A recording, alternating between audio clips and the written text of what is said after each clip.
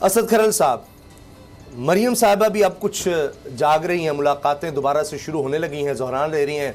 शाहिद खान अब्बासी साहब को ज़मानत पर रिहाई भी है, परवेज़ रशीद साहब भी होंगे उनके साथ। और आपको पता है परवेज़ रशीद साहब का क्या क्या किरदार रहा है, तो ये अब ज़ोहराना होगा। वहाँ पर एक डिनर है, तो उसमें फिर आपको पता है दोबारा से एक्टिविटी शुरू होने लगी है, क्योंकि जुर्रत किस तरह की हुकूमत की ये बात करने की कि मियां नवाज शरीफ साहब को वापस लाने के लिए ख़त लिखा जाएगा। वैसे तो कोई दूर दूर तक इम्कान नहीं है। बरतानिया में इतनी इन्वेस्टमेंट हो, बरतानिया के अमीर तरीन लोगों में हो रियल इस्टेट उनके पास बरतानिया की, बरतानिया क्यों ऐसे लोगों को हवाले करेगा कि उनकी तो इकॉनमी बैठ सकती है, धचका लग सकता है। देखिए, आज के हवाले से डेवलपमेंट अगर बात की जाए तो आज मामले खसूसी वज़ीर-ए-आज़म की डॉक्टर फिरदौस आसिक अवान साहिबा ने सियालकोट में प्रेस कॉन्फ्रेंस करते हुआ कि पंजाब हुकूमत की जो रिपोर्ट मिलने के बाद बरतानवी हुकूमत को हम ख़त लिखेंगे कि नवाज शरीफ साहब को डिपोर्ट किया जाए। उसका जवाब मुस्लिम लीग नून के सीनियर रहनुमा MNA राना सनाउल्लाह साहब ने कहा कि ये नवाज शरीफ साहब की मर्ज़ी है, ये शोबदाबाजी है, इस ख़त से नवाज शरीफ आने वाले नहीं हैं। वो बरतानिया में अपने तरीके से डॉक्टर इलाज करते हैं जी।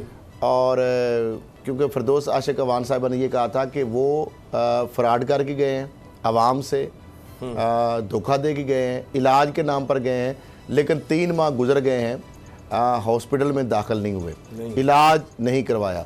तो लागा इसलिए अब हुकूमत जो है वफाकी हुकूमत पंजाब लेबॉर्ट्री की रिपोर्ट्स नहीं भेजी। हाँ जी, पंजाब हुकूमत की रिपोर्ट की रोशनी में वफाकी हुकूमत बरतानवी हुकूमत को उनको डिपोर्ट करने के लिए ख़त लिखेगी। लेकिन नून लीग का जिस तरह मैंने बताया कि रिएक्शन आया कि जनाब ख़त ये लिखने से कोई वापस नहीं आएंगे, वो डॉक्टर्स जो है और अपनी मर्जी से जब वो चाहेंगे जी। इसका फैसला नवाज शरीफ साहब करेंगे। हाँ जी, रियासत तो देखे ना, और यहाँ तक वो दूसरा उन्होंने ये कहा कि हम हाई कोर्ट में उनकी बेल की एक्सटेंशन के लिए भी जा रहे हैं।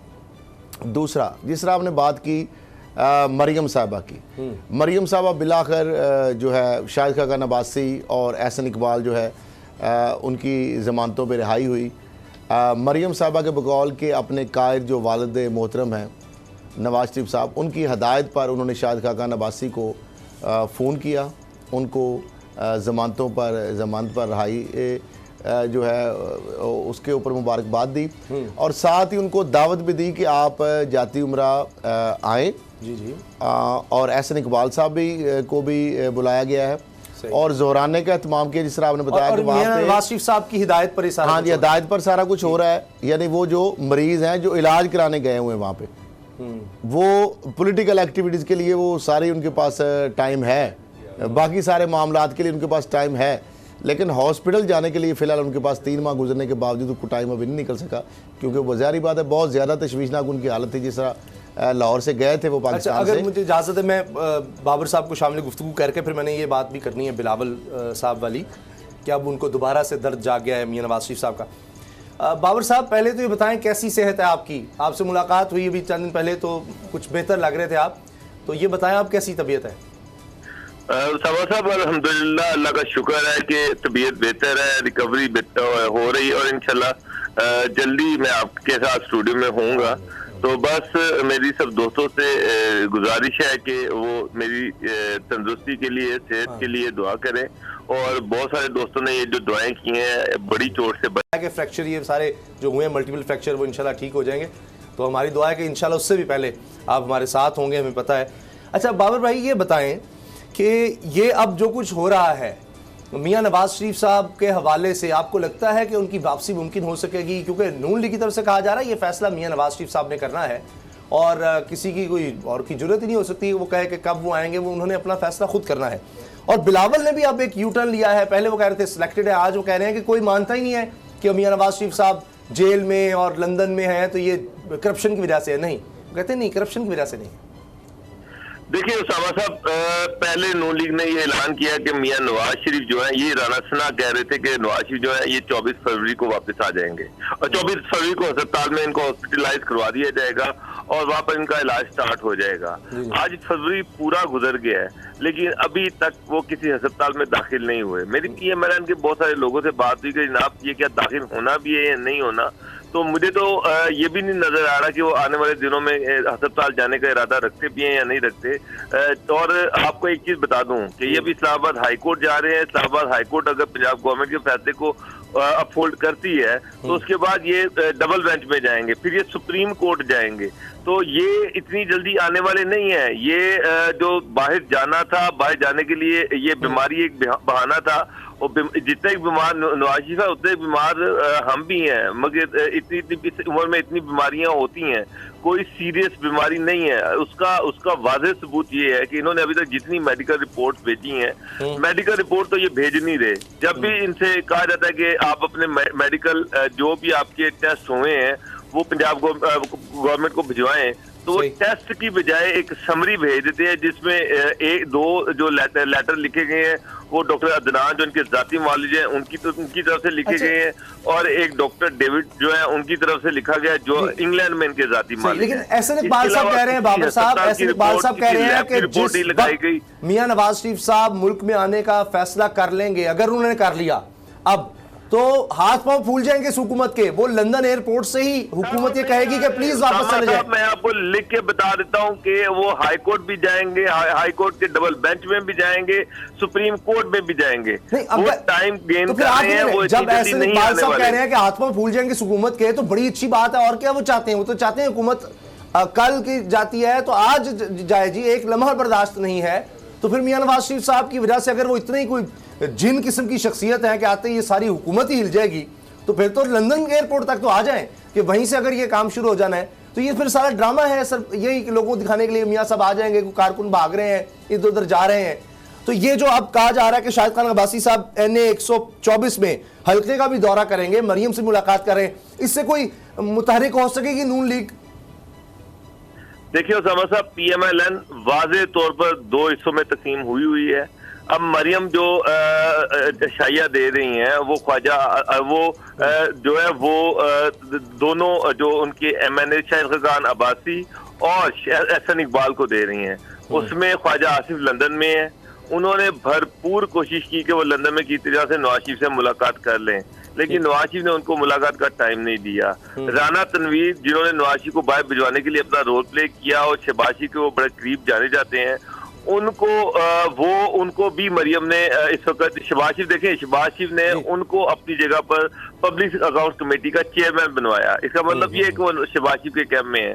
मरियम उनसे नहीं मिल रही, उनसे पीछे हट रही हैं।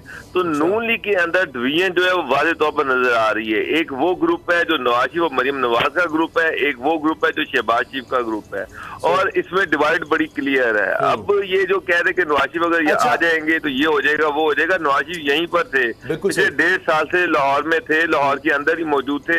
मुझे बताएं कितना बड़ा इंकलाब आ गया, कितना नून लीग का वर्कर मोबिलाइज हो गया, चार्ज हो गया। हम देखते रहे हैं कि मियां नवाज शरीफ जो थे आज से 3 महीने पहले जब वो नैब अपना कोट लखपत जेल से जब वो नैब कोर्ट में गए थे, उस वक्त 50 से ज्यादा लोग नहीं थे। बिल्कुल सही बात है। लोग नहीं थे। आपकी बात को आगे बढ़ाऊं मैं खुद वहां पर था। ख्वाजा आसिफ कह रहे हैं कि जनाब लोग नहीं आते। कौन सी ऐसी नून लीग के लोग सिर्फ ट्विटर पर बात कर देते हैं, यहाँ पर इंकलाब आ जाएगा, जेल के मिलने नहीं आते, सड़कों पर नहीं आते, टूट जाएगी। मुझे तो कोई ऐसी चीज नजर नहीं आ रही। जी ठीक है। असद खरल साहब, ये मुझे बताएं, आपका भी दिल जलता है, आप भी बड़े दुखी होते हैं जब करप्शन की कहानी आप तक पहुंचती है और फिर आप उसके सबूत भी इकट्ठे करते हैं, लोगों तक पहुंचाते हैं। एक होता है आप ना करप्शन एक रिस्क ले लेते हैं कि जी वो अच्छा यहाँ से करो और बड़े पैसों की करोड़ों अरबों, इससे नीचे तो काम ही नहीं बनता।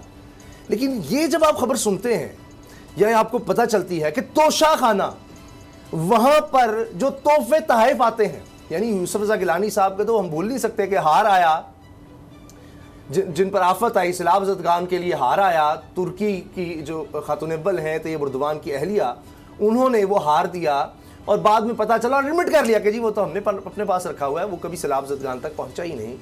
जो लोग इस तरह की हरकतें करते हैं, गाड़ियां मिली हैं उनकी 15% पेमेंट वो भी किसी वही अनवर मजीद वगैरह से करवा कर जरदारी साहब ने पास रख ली।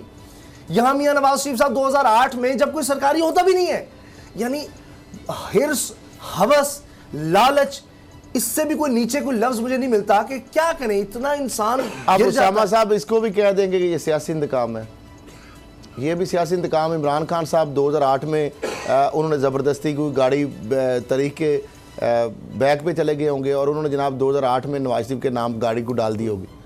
अच्छा 2008 में पहले मैं चाहता हूं कि जरा बिलावल जब इस तरह के केसेस बनते हैं तो बिलावल फिर उस पर जवाब क्या देते हैं वो भी देखने से ताल्लुक रखता है कि अब नैब ने यूसुफ ज़गलानी के हवाले से जो रेफरेंस था कि उन्होंने इस तरह का गलत इस्तेमाल किए, चुके इन लोगों को तोहफे गए हैं, जरदारी साहब और नवाज शरीफ साहब यहाँ पर एक नजर आ रहे हैं, कोई इख्तलाफ नहीं दोनों में।